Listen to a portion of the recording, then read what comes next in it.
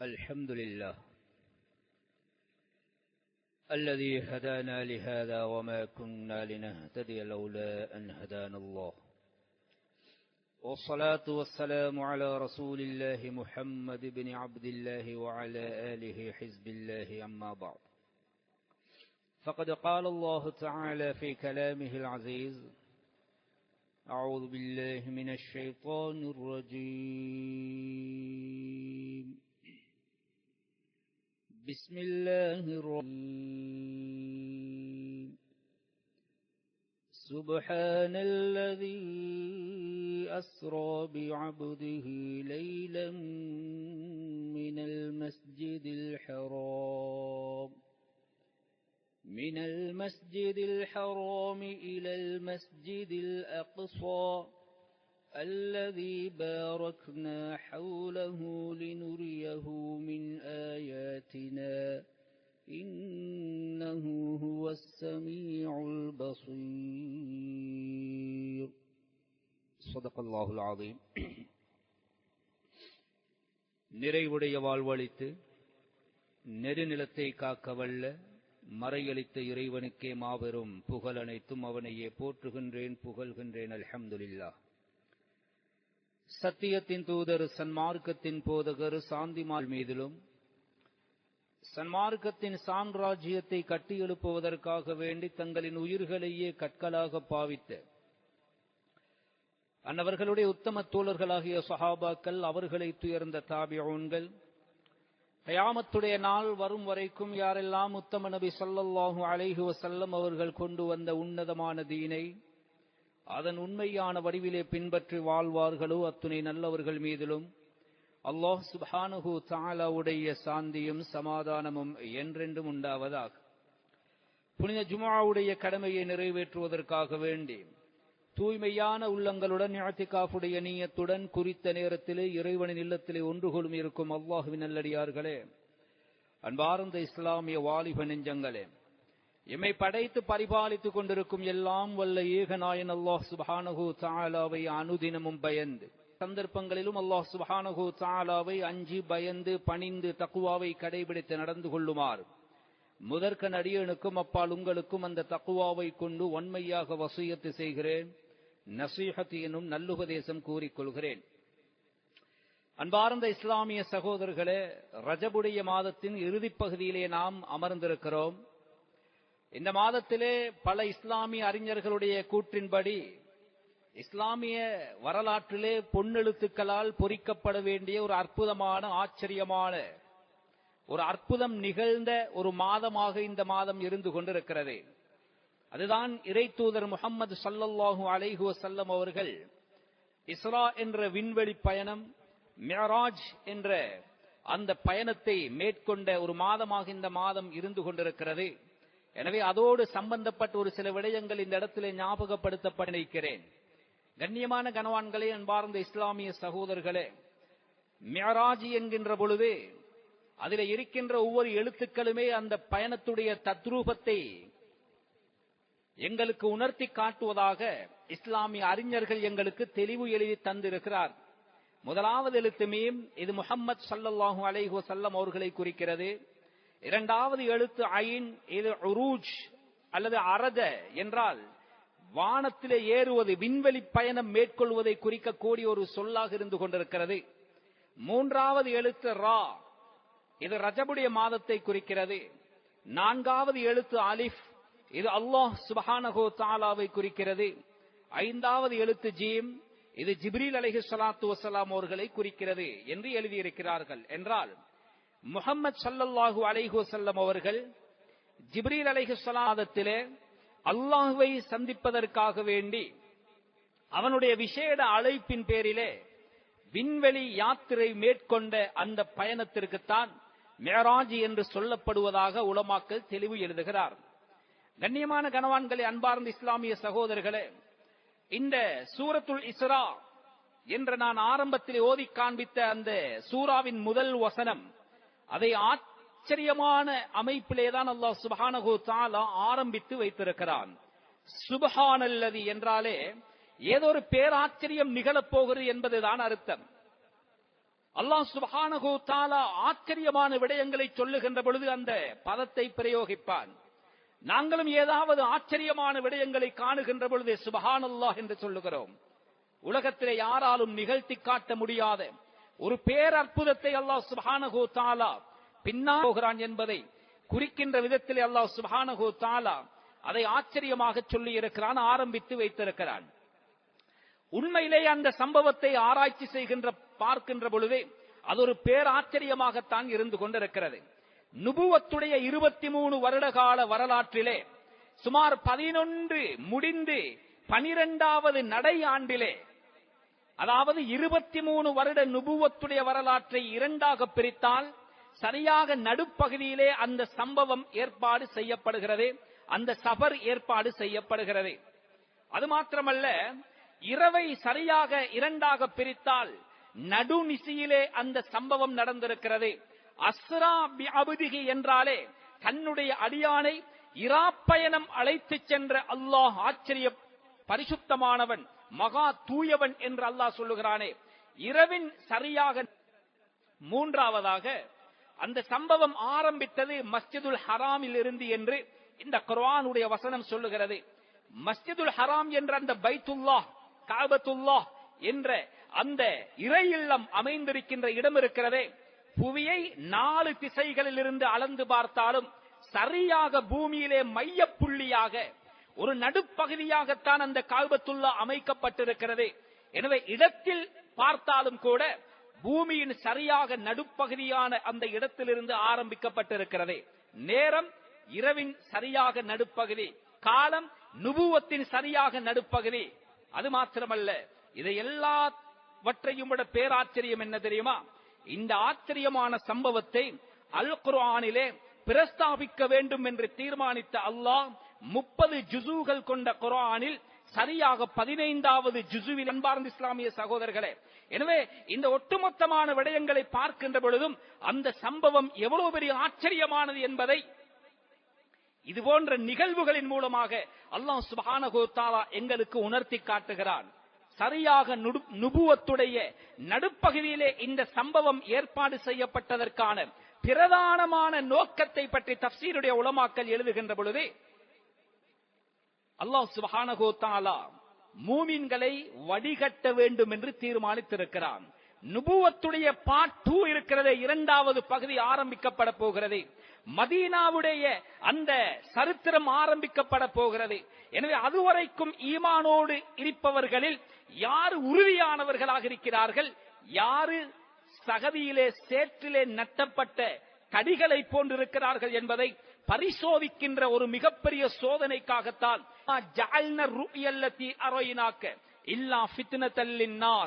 ஏன் நாம் அந்த அட்டாட்சிகளை உங்களுக்கு நாம் உங்களை எங்களின் பக்கம் அழைத்து காண்பித்தோம் என்றால் மனிதர்களை சோதிப்பதற்காக வேண்டி.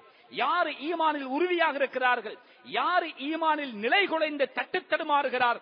அந்த சம்பவம் நிகழ்ந்ததற்கு பின்னால், அவர்கள் பூமிக்கு இறங்கியதற்கு பின்னால், உம்முஹானி என்று சொல்லக்கூடிய பெண்மணி ஹதரத் ரசூலுல்லாஹி ஸல்லல்லாஹு அலைஹி வஸல்லம் அவர்களுடைய சாச்சா சிறிய தந்தை அபூ தாலிபுடைய மகள், அவர்களுடைய வீட்டில் இருந்துதான், அந்த ஹரமுக்குள்ளே தான் அவர்களுடைய வீடும் அமைந்திருந்தது, அதை சூழத்தான் அவர்களுடைய வீடு அமைந்திருந்தது.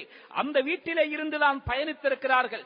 வந்ததற்கு பின்னாலே தன் சகோதரியிடத்திலே சம்பவத்தை சொன்னவுடனே வாயை மூடி அவர்கள் சைக்கினை செய்து சொன்ன விஷயம் என்ன தெரியுமா?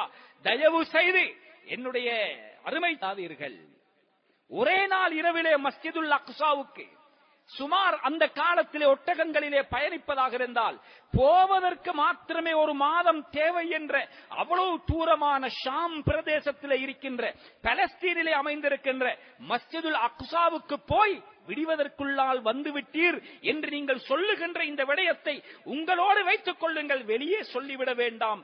ஏனென்றால் மக்கள் நம்ப மாட்டார்கள், நம்ப மறுப்பார்கள், எள்ளி நகையாடி ஏளனமாக பேசி உங்களை கேவலமாக பார்ப்பார்கள் என்றெல்லாம் அவர்கள் ஹஜ்ரத் ஸல்லல்லாஹு அலைஹி வஸல்லம் அவர்களுக்கு ஆறுதல் சொன்னார்கள். ஆனால் அல்லாஹ்வுடைய சட்டம், அதை நீங்கள் பகிரங்கமாக அறிவிக்க வேண்டும்.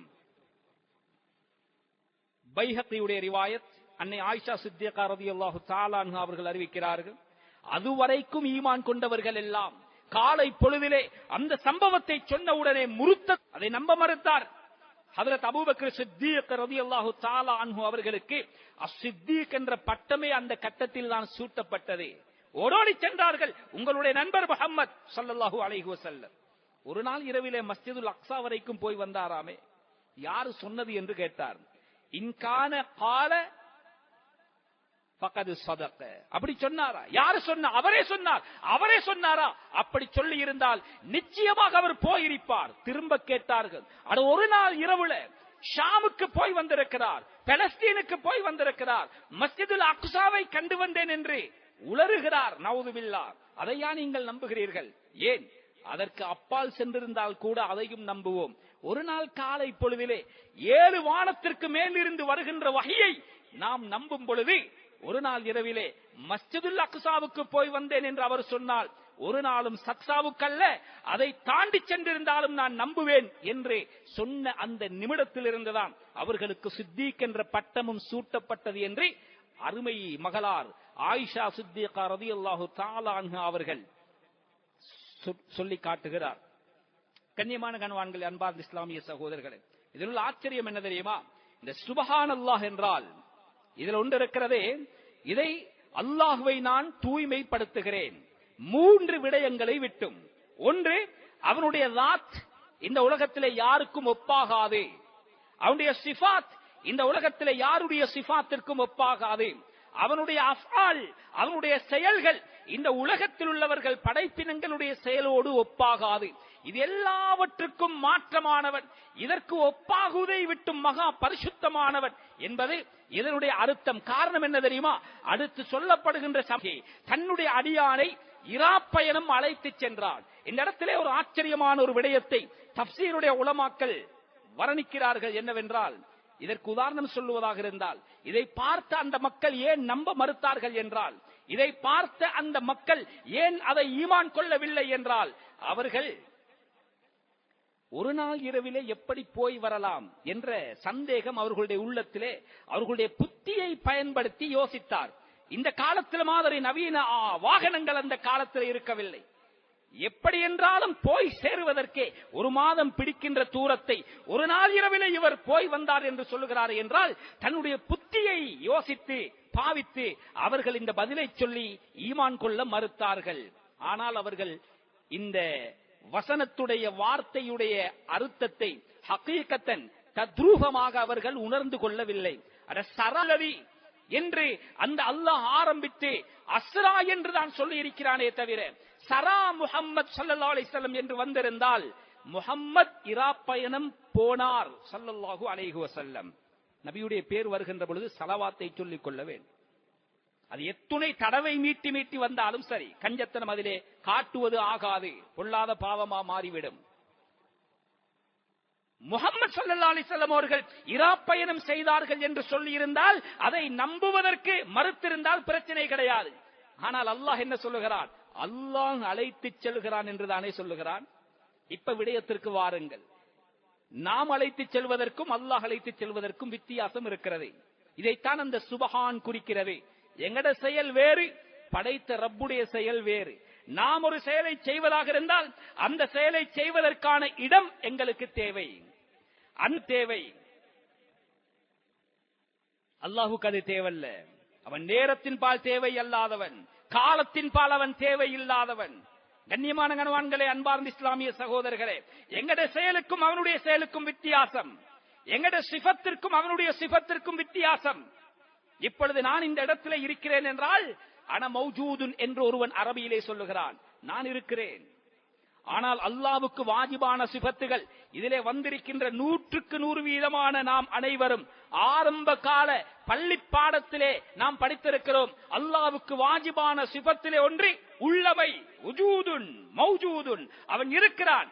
நான் இருக்கிறேன் என்பதற்கும் அல்லாஹ் இருக்கிறான் என்பதற்கும் எவ்வளவு பெரிய வித்தியாசம், எவ்வளவு பெரிய வேறுபாடு. நான் இல்லாமல் இருந்து உருவாகி இருக்கிறேன். நான் உருவாக ஒரு தாயும் தகப்பனும் தேவைப்பட்டார்கள். ஆனால் அல்லாஹ்வுடைய உருவாக்கம் யாரும் கிடையாது, அவனை பெற்றெடுத்தவர்கள் யாரும் கிடையாது, அவன் ஆரம்பமே இல்லாதவன்.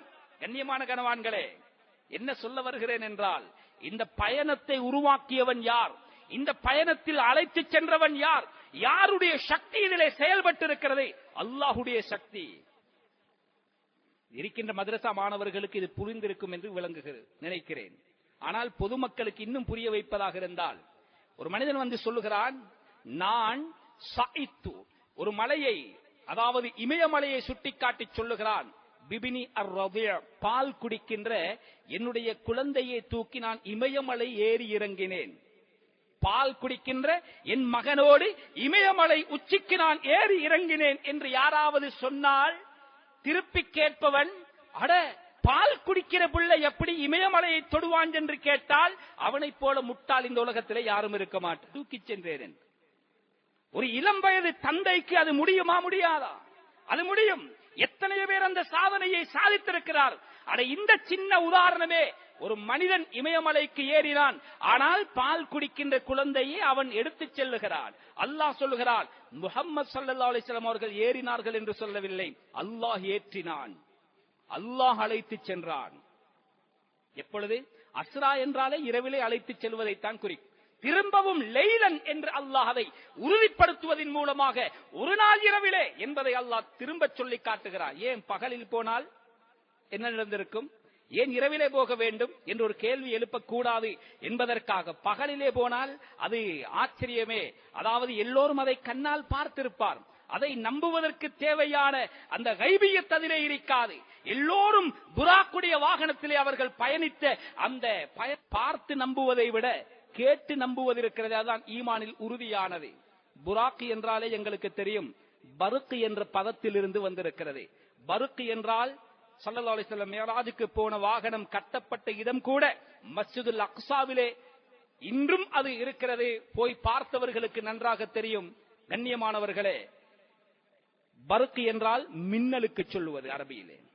என்றால் அதனுடைய வேகம் அப்படிப்பட்டது. ஒரு எட்டி எடுத்து வைக்குமாக இருந்தால் கண் பார்க்கும் தூரம் அளவுக்கு மின்னல் வேகத்திலே போன மாதிரி அந்த வாகனம் ஹஜ்ரத் ஸல்லல்லாஹு அலைஹி வஸல்லம் அவர்களை அழைத்து சென்றிருக்கிறது. சுப்ஹானல்லதி அஸ்ரா பிஅப்திஹி லைலம் மினல் மஸ்ஜிதில் ஹராம் இலல் மஸ்ஜிதில் அக்ஸா. சரி, ஏன் மஸ்ஜிதுல் ஹராமில் இருந்து நேரடியாக போக வேண்டியதுதானே? ஏன் மஸ்ஜிதுல் அக்ஸாவுக்கு செல்ல வேண்டும்? ஸல்லல்லாஹு பின்னால் இந்த யகூதிகள் இருக்கிறார்களே, ரொம்ப பயங்கரமான ஆட்கள். குர்ஆனிலே அல்லாஹ் சொல்லுகிறான், படைப்பினங்களிலே ஆக மகா கெட்ட படைப்பு யகூதிகள். அவர்கள் அதை இப்பொழுது தன்னுடைய செயல் மூலமாக நிரூபித்துக் கொண்டிருக்கிறார். யகூதிகளுக்கு 2 பெயர். யகூதிகள் என்று சொல்லுகிறோம் ஏனென்றால் யாக்கூப் அலைஹிஸ்ஸலாம் அவர்களுடைய பிள்ளைகள். அவர் மூத்தவருடைய பெயர் யகூதா, யூசுப் அலைஹிஸ்ஸலாம் அவர்களுடைய சகோதரர். எனவே அவருடைய பெயரில் இருந்து இணைக்கப்பட்டு நிஸ்பத் செய்யப்பட்டு யகூதிகள் என்று அழைப்பதாக உலமாக்கள் எழுதுகிறார்கள். அல்லது இஸ்ராயில், பனு இஸ்ராயில், இஸ்ரவேலர்கள் என்று சொல்லுகிறோமே, இஸ்ராயில் என்பது யாக்கூப் அலைஹிஸ்ஸலாம் அவர்களுடைய மறுபெயர். யாக்கூப் அலைஹிஸ்ஸலாம் அவர்களுடைய மறுபெயர். பனு இஸ்ராயில் என்றால் இஸ்ராயில் யாக்கூப் அலைஹிஸ்ஸலாம் அவர்களுடைய ஆண் மக்கள். அங்கிருந்துதான் யூதர்களுடைய ஆரம்பம். இந்த உலகத்திலே அவர்களுடைய பாவத்துடைய பட்டியல் இருக்கிறதே. சுப்ஹானல்லாஹ் சகோதரர்களே, படைத்த ரப்புல் ஆலமீனுக்கு இந்த உலகத்திலே ஒரு மகா வில்லனாக செயல்படுகின்ற ஒரு குழு இருக்குமாக இருந்தால் அது யகூதிகள் தான். இந்த உலகத்திலே ஒரு சமுதாயம் 2 மிருகங்களுடைய தோற்றத்திலே மாற்றப்பட்டிருக்கிறது என்றால் அது யகூதிகள் தான். அந்த 2 மிருகங்களும், ஒன்று பன்றி, மற்றது குரங்கு. அவர்கள் பிறந்திருக்க வேண்டியது அப்படித்தான். அதைவிட கேவலமானவர். பல்ஹும் அபல் ஷர்ரும் மகான். அல்லாஹ்விடத்திலே மிக கெட்ட அந்தஸ்தில் உள்ள ஒரு படைப்பு இந்த உலகத்தில் இருக்குமாக இருந்தால் அது யகூதிகள் தான். ரொம்ப பயங்கரமானவர். இன்னல்லாஹ ஃபகீருன் வ நஹ்னு அக்னியா. அல்லாஹ் பிச்சைக்காரனாகிவிட்டார். நவுது பில்லாஹ். நாம் தான் செல்வந்தர்கள். ஏன்? குர்ஆனுடைய வசனம் வந்தது, அல்லாஹ்வுக்காக அழகிய கடன் கொடுப்பவர்கள் யார் இருக்கிறீர்கள்? அட கடன் கேட்கிற அளவுக்கு லொஸ்தாகிட்டானா? நவுது பில்லாஹ். உஸைர் இப்னுல்லாஹ், உஸைர் அலைஹிஸ்ஸலாம் அவர்கள் கண்ணியமான கனவான்கள், அவர்கள் பாவித்த வார்த்தைகளை கேட்டு இந்த மலைகள் தூள் தூளாக, இந்த பூமி வெடித்து சிதறி வானம் இடிந்து விழ முனைந்தது. அல்லாஹ் பாதுகாத்து வைத்திருக்கிறான். அவ்வளவு மிக கெட்ட வார்த்தைகளை எல்லாம் படைத்த ரப்பு.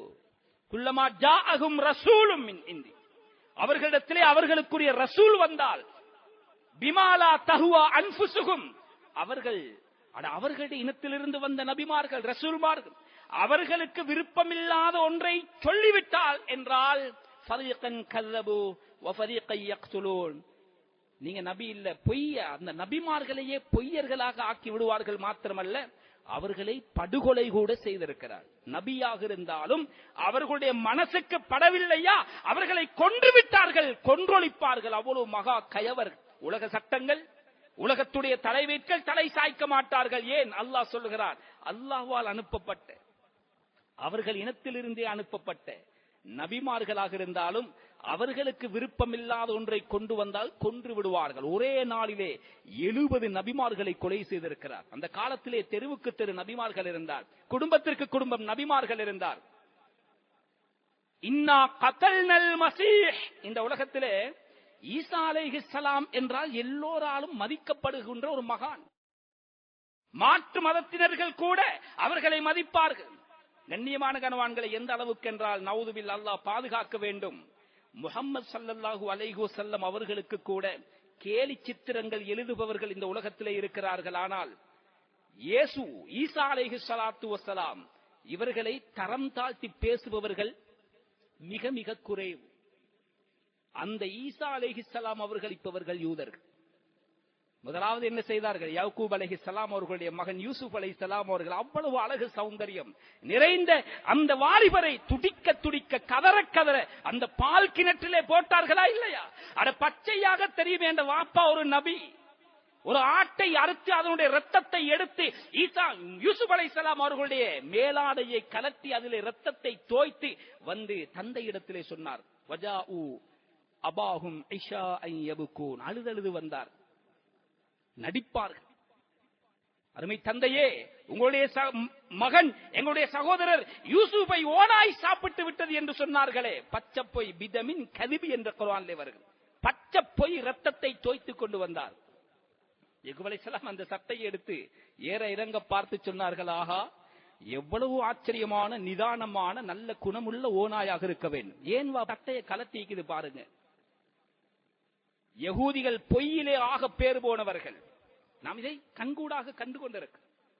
முதலாவது அந்த பாவ பட்டியல் ஆரம்பித்தது, மாட்டை வணங்கினார்கள், அல்லாஹ்வை விமர்சித்தார்கள். நாம் அல்லாஹ்வுக்கென்று இந்த உலகத்திலே மௌத்துக்கு பின்னால் உள்ள வாழ்க்கையிலே அல்லாஹ்விடத்திலே சுவர்க்கம் போகின்ற ஒரு குரூப் இருக்குமாக இருந்தால் யூதர்களை தவிர வேற யாரும் போக மாட்டார்கள் என்று சொன்னார். இன்னும் என்னோரன் ஸல்லல்லாஹு அலைஹி வஸல்லம் அவர்களுக்கு விஷம் கொடுத்து கொலை செய்தவர்களும் அவர்கள்தான். சக்கராத்திலே சொன்னார்களே, யகூதி ஹைபருடைய அந்த கட்டத்தில் எனக்கு தந்த விஷம் மாமிசத்துண்டு ஸல்லல்லாஹு அலைஹி வஸல்லம் அவர்களுடைய வாய்க்குள்ளே போனதற்கு பின்னால் சொன்னது, யா ரசூலல்லாஹ், என்னை விழுங்காதீர்கள், நான் விஷம் தோய்க்கப்பட்டிருக்கிறேன். முஹத்திஸீன்கள் எழுதுவார்கள், அடையே அந்த வாய்க்குள்ள போக முன்னால சொல்ல இருந்துச்சு. அவர்களுக்கும் ஷஹாதத்தை கொடுக்க தீர்மானித்த அல்லாஹ் இந்த அயோக்கியத்தனத்தை யாரின் மீது சுமத்துவது என்று யோசித்த நேரத்திலே அதையும் யகூதிகளுடைய பாவப்பட்டியலிலே சேர்க்க வேண்டும் என்று தீர்மானித்து விட்டான். அன்று நான் சாப்பிட்ட விஷம் 3 வருடங்களுக்கு பின்னால் இன்று வேலை செய்கிறது ஆயிஷாவே என்று சொன்னார்களா? இல்லை. என்ன சொல்ல வருகிறேன் என்றால், இந்த மிஅராஜுடைய சம்பவத்தோடு பைத்துல் முகத்தஸ் ஏன் தால்லுக், என்ன சம்பந்தம் இருக்கிறது என்றால், யகூதிகள் சொன்னார்கள், இந்த யகூதிகள் ரசூலுல்லாஹி ஸல்லல்லாஹு அலைஹி வஸல்லம் மக்காவுக்கு நபியாக அனுப்பப்பட்ட பிறகு நீங்கள் மக்காவிலே வேண்டுமானால் நபியாக இருந்து கொள்ளுங்கள், அந்த எழுத படிக்க தெரியாத கூட்டத்திற்கு நீங்கள் நபியாக இருந்து கொள்ளுங்கள், ஷாம் பகுதிக்கு நீங்கள் நினைத்தும் பார்க்க வேண்டாம், இது நபிமார்கள் பிறந்த மண். இப்ராஹிம் அலைஹிஸ்ஸலாம் அவர்கள் தொடக்கம் நூற்றுக்கணக்கான நபிமார்கள் வந்து சுலைமான், தாவூத் அலைஹிட்ட மஸ்ஜிதுல் அக்ஸா எங்களுக்கு இருக்கிறது, இதுதான் இந்த உலக மக்களுடைய கிபிலாவாக இருந்து கொண்டிருக்கிறது, உங்களுடைய நுபுவத்து மக்காவோடு முடிந்து விடட்டும் என்றார். 1,24,000 நபிமார்களையும் அந்த பள்ளிவாசலிலே கொண்டு வந்து, அல்லாஹுடைய சக்தி இது, அல்லாஹுடைய வல்லமை இது, அந்த 1,24,000 நபிமார்களுக்கும் ஜமாத்தாக நின்று தொழுகின்ற இமாமாக இறை தூதர் ஸல்லல்லாஹு அலைஹி வஸல்லம் அவர்களை ஆக்கி அந்த யகூதிகளுடைய அந்த வாதாட்டத்தை அல்லாஹ் தவிடுபடியாக்கி விடுகிறான். மஸ்ஜிதுல் அக்ஸா அந்த மஸ்ஜிதுல் அக்ஸாவுக்கே ஒரு தலை சிறந்த இமாம் இந்த உலகத்தில் இருப்பாராக இருந்தால் அது என்னால் அனுப்பப்பட்ட இறுதி தூதர் முஹம்மது தான் ஸல்லல்லாஹு அலைஹி வஸல்லம். நீங்கள் நபியாக பின்பற்றுபவர்கள் எல்லாம் அவர்களை பின்னால் இருந்து பின்பற்ற வேண்டும். இது என்னுடைய சட்டம். பைத்துல் முகத்தஸுக்கு அவர்களை சம்பந்தப்படுத்தி அது முஸ்லிம்களுக்கு சொந்தமான ஒன்று என்று அல்லாஹ் நிரூபிப்பதற்காக வேண்டித்தான் அங்கு எடுத்து திரும்ப அங்கிருந்து என்பதை இஸ்லாமிய அறிஞர்கள் தெளிவுபடுத்துகிறார். ஆக கண்ணியமான கனவான்களே, அன்பார்ந்த இஸ்லாமிய சகோதரர்களே, அந்த ஆச்சரியமான சம்பவம் எங்களுக்கு தெரியும்.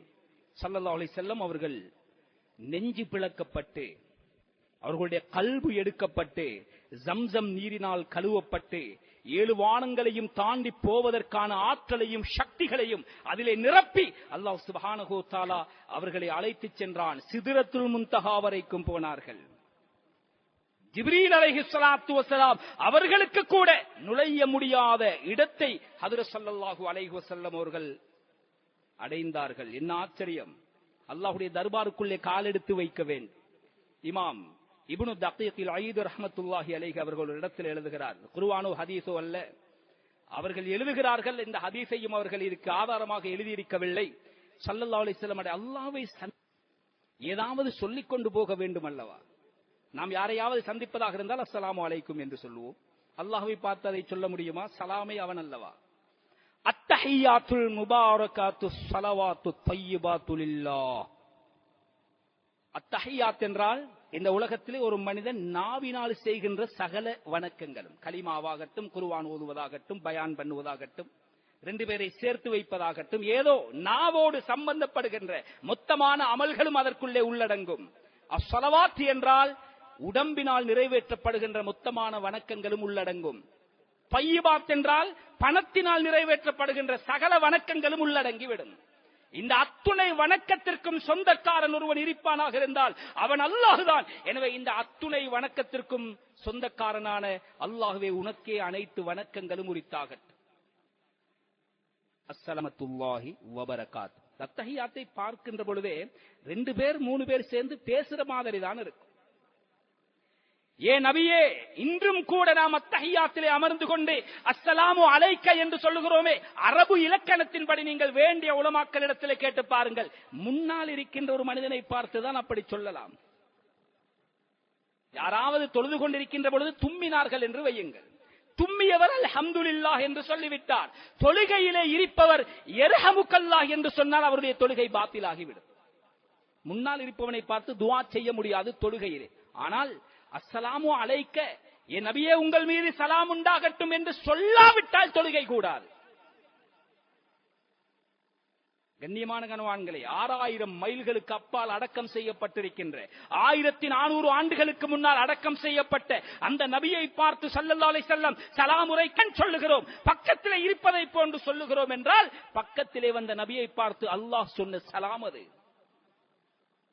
என்னுடைய சாந்தியும் என்னுடைய ரஹமத்தும் என்னுடைய பரக்கத்துகளும் நபியே உங்கள் மீது உண்டாகட்டும் என்று அல்லாஹ்வே சொல்லுகிறான். கண்ணிலை மறக்கின்ற ஒரு சந்தர்ப்பம் அது. கண்ணிலை மறக்கின்ற மனிதன் மெய் மறந்து போகின்ற ஒரு கட்டம் அல்லவா அது. அந்த கட்டத்திலும் அடுத்த வாசகத்தை பாருங்க. அஸ்ஸலாமு அலைனா வ அலா இபாதில்லாஹிஸ் ஸாலிஹீன். எனக்கு மட்டுமல்ல யா அல்லாஹ், உன்னுடைய சலாம் எங்கள் எல்லோருக்கும் வேண்டும். அஸ்ஸலாமு அலைனா வ அலா இபாதில்லாஹிஸ் ஸாலிஹீன். கடைசி கியாமத் நாள் வரும் வரைக்கும் யாரெல்லாம் சாலிகான நல்லடியார்களாக இருக்கிறார்களோ அத்துணை பேருக்கும் உன்னுடைய சாந்தியும் சமாதானமும் ரஹமத்தும் பரக்கத்தும் சொர்க்கமும் பொருத்தமும் தேவை என்று ஹஜ்ரத் ஸல்லல்லாஹு அலைஹி வஸல்லம் அவர்கள் அந்த இடத்தில் கூட உம்மத்தினர்கள் இந்த சம்பாஷணையை கேட்டுக் கொண்டிருந்த ஜிப்ரீல் அலைஹிஸ்ஸலாத்து வஸ்ஸலாம் 7 வானமும் அதிர்கின்ற அளவிலே அஷ்ஹது அல்லா இலாஹ இல்லல்லாஹ் வ அஷ்ஹது அன்ன முஹம்மதர் ரசூலுல்லாஹ் ஷஹாதத்துடைய கலிமாவை உரத்த குரலிலே மொழிகிறார்கள். 7 வானத்தில் உள்ள மலக்குமார்களும் அந்த ஷஹாதத்துடைய கலிமாவை மொழிய இந்த சந்திப்பு நடந்திருக்கிறது. அதுதான் அப்படி அத்தஹியாத்தாக வந்திருக்கிறது என்ற ஒரு கருத்து எழுதப்பட்டிருக்கிறது. அல்லாஹு ஆலம். அதை ஓதாவிட்டால் தொழுகையே கிடையாது. தொழுகையுடைய ஃபர்துகளில் ஒன்றாக அது உருவாக்கப்பட்டிருக்கிறது. அந்த சந்திப்பிலே என்ன பரிசாக கிடைத்தது எங்கள் எல்லோருக்கும் தெரியும். அதெல்லாம் சம்பவத்திலே தெரியும். தொழுகை லகத் ரஆ மின் ஆயாத்தி ரப்பிஹில் குபரா. சூரத்துன் நஜ்மிலே அல்லாஹ் மியராஜை பற்றி பேசுகிறான். மிகப்பெரிய அல்லாஹ்வுடைய அத்தாட்சிகளை அங்கு பார்த்தார்கள். அவர்கள் சுவர்க்கத்தை பார்த்தார்கள், நரகத்தை. கனவான்களே, அன்பார்ந்த இஸ்லாமிய சகோதரர்களே, முதலாவது 50 வக்து தொழுகை கிடைத்தது. அதுவெல்லாம் எங்களுக்கு தெரியும். மூசா அலைஹிஸ்ஸலாம் அவர்களுக்கு அல்லாஹ் ரஹ்மத் செய்ய வேண்டும், குறையுங்கள் குறையுங்கள் குறையுங்கள் என்று சலைப்பில்லாமலே ஸல்லல்லாஹு அலைஹி வஸல்லம் அவர்களை குறைக்க வைத்து 50ஐ 5க்கு கொண்டு வந்தார். அப்பையும் விடல்ல. மூசா அலைஹிஸ்ஸலாம் திரும்ப எத்தனைன்னு கேட்டாங்க, 5ன்றாங்க ஸல்லல்லாஹு அலைஹி வஸல்லம். இன்னும் எப்படியாவது முயற்சி செய்து ஒன்றை குறைத்துக் கொள்ளலாமே. மூசாவே, தயவு செய்து என்னிடத்திலே கேட்க வேண்டாம், நான் இனி கேட்க மாட்டேன், எனக்கு வெட்கமாக இருக்கிறது என்றார். ஜிப்ரீல் அலைஹிஸ்ஸலாம் ஸல்லல்லாஹு அலைஹி வஸல்லம் அவர்களுடைய தோள் தட்டி சொன்னார்கள், யா ரசூலல்லாஹ், நல்ல நேரம் தப்பிக்கொண்டீர்கள், கேட்டிருந்தாலும் கிடைத்திருக்காது. அல்லாஹ்வை கேட்க வைக்காமல் அல்லாஹ் ரசூலுல்லாஹி ஸல்லல்லாஹு அலைஹி வஸல்லம் அவர்களை பாதுகாத்தார்.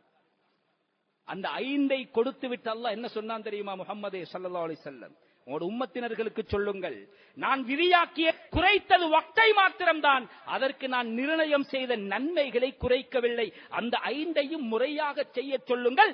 50 வக்து விதியாக்கப்பட்டு அதை செய்திருந்தால் என்ன நன்மையோ அத்துணை நன்மைகளையும் மொத்தமாக தருகிறேன் என்ற சுப செய்தியை சொல்லுங்கள். அதில் ஏதாவது குறை செய்தீர்கள் என்றால் ஏதாவது முசீபத்திலே மாட்டிக்கொள்வீர்கள். தொழுகையை விட்டவனுக்கு இஸ்லாத்தில் எந்த பங்கும் கிடையாது. அல்லாஹ்வுக்கு நெருக்கடியான ஒரு அடியான் தொழுகையை விட்டால் ஏதாவது ஒரு முசீபத், ஏதாவது ஒரு சோதனையை கொடுத்து அல்லாஹ் தொழாமலே இருப்பவனுக்கு பிரச்சனையே கிடையாது. கண்ணியமான கனவான்களே, அன்பார்ந்த இஸ்லாமிய சகோதரர்களே, அப்படியே ஹஜ்ரத் ஜிப்ரீல் அலைஹிஸ்ஸலாம் சுவர்க்கத்தை காட்டினார்கள். ஹுத்பாவுடைய இறுதி பகுதிக்கு வருகிறேன். நரகத்தை காட்டினார்கள். அல்லாஹ் பாதுகாக்க வேண்டும். நரகத்திலே நாயகம் ஸல்லல்லாஹு அலைஹி வஸல்லம் அவர்களுக்கு மிஅராஜுடைய இரவிலே காட்டப்பட்ட முதல் காட்சியை வர்ணிக்கிறார். அக்பர ஸல்லல்லாஹு அலைஹி வஸல்லம் அன்னஹு அதா அலா கௌமின் துருபஹு ருஉ, படுக்க போடப்பட்டு அவருடைய தலைமாட்டிலே இருந்து ஒருவர் ஒரு பாறாங்கல்லை தூக்கி அவரை மல்லாக்கு படுக்க வைத்து அந்த கல் இருப்பதை பார்க்க வைத்து அப்படியே அவருடைய முகத்திலே அந்த கல்லு போடப்படுகிறது, நெசுக்கப்படுகிறது. கல்லு போட்டு தலை சுக்கு நூறாக போய் அந்த கல்லு கொஞ்சம் தூரம் உருண்டு போகும். குல்லமா ருதிஹத் ஆதத் கமா கானத், அந்த கல்லை அவர் போய் புறக்கி வருகின்ற பொழுது அந்த சுக்குநூறாக்கப்பட்ட தலை திரும்பவும் உருவாக்கப்பட்டிருக்கும். கதறுவார், கத்துவார், பதறுவார், கூக்குரல் இடுகிறார். மாஹா உலாயா ஜிப்ரீல், ஜிப்ரீல் யார் இவர்கள், ஏன் இவ்வளவு பயங்கரமான கோர தண்டனை? சொன்னார்கள் ஜிப்ரீல் அலைஹிஸ்ஸலாத்து வஸ்ஸலாம், ஹாஉலா அல்லதீன ததசாகலு ரூஸுஹும் அனிஸ் ஸலாத்தில் மக்தூபா, ஃபர்தாக்கப்பட்ட தொழுகையை எழுந்து போய் பாரமாக இருந்தது, எனவே அது சுக்கு நூறாக்கப்படுகிறது. எத்தனை பேர் சுபஹ் தொழுதோம்? இப்பொழுது குத்பாவை கேட்டு வயிறார சாப்பிட்டு விட்டு அசர் ஜமாத்தை விட்டுவிட்டு எத்தனை பேர் தூங்குகிறோம்? கண்ணியமான கனவான்களே, அன்பார்ந்த இஸ்லாமிய சகோதரர்களே, தூக்கத்திற்கு பின்னால் வருகின்ற தொழுகை இருக்கிறதே, அது முனாஃபிகீன்களுக்கு பாரமானதாக அமைந்துவிடும். 2 காரணங்கள், மறதி, மற்றது தூக்கம். முயற்சி செய்தும் எழும்ப முடியாமல் எங்களை அறியாமலே கண்ணயர்ந்து விட்டால் அதை அல்லாஹ் மன்னித்து விடுவான்.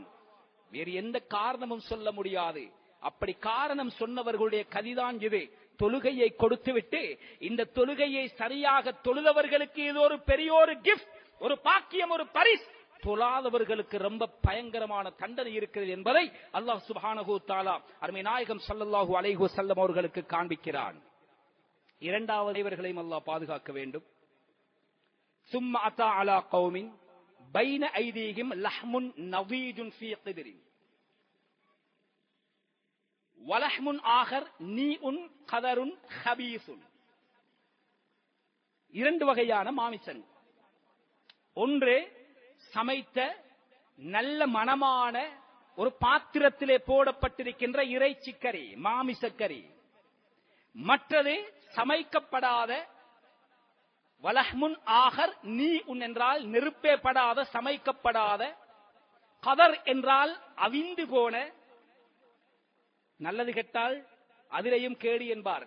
மாமிசம் கெட்டு போனால் குர்பான்களை அறுத்துவிட்டு மாடுகளை அறுத்துவிட்டு புதைக்கப்படாத ஒரு குடலை அந்த இடத்துல வைத்து பாருங்கள். தங்கத்தினால் உங்களுக்கு கோட்டை தந்தாலும் அந்த இடத்துல வாழ முடியாது, அவ்வளவு துருநாற்றம் வீசு.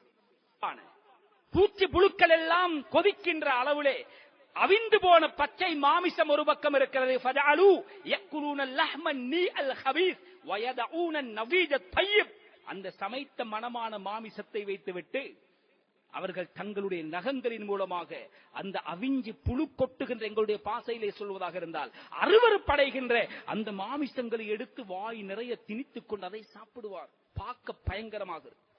யார் ஜிப்ரீலே, யார் இவர்கள் அலைஹிஸ்ஸலாத்து வஸ்ஸலாம் ஸல்லல்லாஹு அலைஹி வஸல்லம் அவர்கள் கேட்ட கேள்விக்கு ஜிப்ரீல் அலைஹிஸ்ஸலாம் அவர்கள் சொல்லுகின்ற பதிலை பாருங்கள். ஹாதர் ரஜுல் மின் உம்மத்திக், உங்கள் உம்மத்தை சார்ந்த ஒருவர், சாதாரண ஆள் அல்ல. தகூனு இந்தஹு அல் மர்அத்துல் ஹலால் அத்-தய்யிபா, ஈஜாபு கபூல் செய்து இவளை என்னுடைய ஹலாலான மனைவியாக நான் ஏற்றுக்கொள்கிறேன் என்று கரம் பிடித்த ஹலாலான மனைவி பக்கத்திலே இருக்கின்ற பொழுது ஃபயதி இம்ராஅத்தன், நாடி வேறு பெண்களிடம் இன்பம் தேடி சென்றவர்கள். மாற்றமாகவும் இதே மாதிரி ஹலாலான கணவன்மார் இருக்கின்ற பொழுது அவர்களுக்கு தெரியாமல் கள்ளத்தனமாக பிற ஆடவர்களோடு தொடர்பு வைத்துக் கொண்ட பெண்மணிகள், இவர்களுடைய கதிதான் இது. நவுதுபில், அல்லாஹ் பாதுகாக்க வேண்டும். கண்ணியமானவர்களே, ஒரு வீட்டிலே ஒரு பெண்ணை திருமண பேச்சுவார்த்தை நடந்து கொண்டிருக்கிறது. ஸல்லல்லாஹு அலைஹி வஸல்லம் அவர்கள் சொன்னார், திருமண பேச்சுவார்த்தை இன்னும் முடிவு கொடுக்கப்படவில்லை, இடையிலே போய் அந்த பெண்ணை பெண் கேட்பது ஹராம் என்றார்.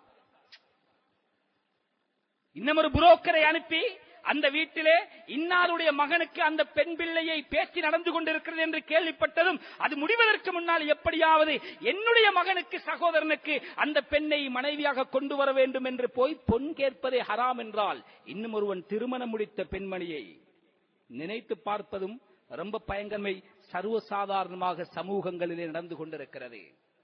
மது போதைக்கு அடிமையானவர்கள் மனைவிமார்களை விற்கக்கூடிய நிலைமைக்கு கூட தள்ளப்பட்டிருக்கிறார்கள். நவுதுபில்லா. அதை பற்றி பேசுவதற்கு தனி மேடை அமைக்க வேண்டும், நேரமிடம் கொடுக்காது. இது போன்ற சில காட்சிகள், சில பேருடைய வயிற்றை பார்த்தார்கள், வெளியிலிருந்து பார்க்கின்ற பொழுது அந்த வயிற்றுக்குள்ளே பாம்புகளும் தேள்களும் நட்டுவாக்காரிகளும் கொதிக்கின்ற காட்சி விளங்குகிறது. யார் இவர்கள்? வட்டியோடு சம்பந்தப்பட்டவர்கள். கண்ணியமான கனவான்களே, அன்பார்ந்த இஸ்லாமிய சகோதரர்களே, இது போன்ற பயங்கரமான நிலைமைகளை எல்லாம் ஹஜ்ரத் ஸல்லல்லாஹு அலைஹி வஸல்லம் இந்த மாதத்திலே நடைபெற்ற அந்த மிஅராஜுடைய சஃபரிலே காண்பிக்கப்பட்டு இந்த உம்மத்திற்கு வந்து சொல்லி இருக்கிறார்கள் என்றால் இது எங்களுக்கு மிகப்பெரிய படிப்பினை இருக்கிறது. தொழுகை விதியாக்கப்பட்ட மாதம், அந்த தொழுகையிலே நாம் கவனம் எடுக்க வேண்டும். ஏனைய கடமைகளில் நாம் கவனம் எடுக்க வேண்டும். ரமலான் எங்களை நோக்கி வேகமாக வந்து கொண்டிருக்கிறது. அதற்காக இப்பொழுதிலிருந்தே நாம் தயாராக வேண்டும். எங்களுடைய அமல்கள் வந்து கொண்டிருக்கிறது. அந்த மௌத்துக்கு நாம் எங்களை தயார்படுத்த வேண்டும்.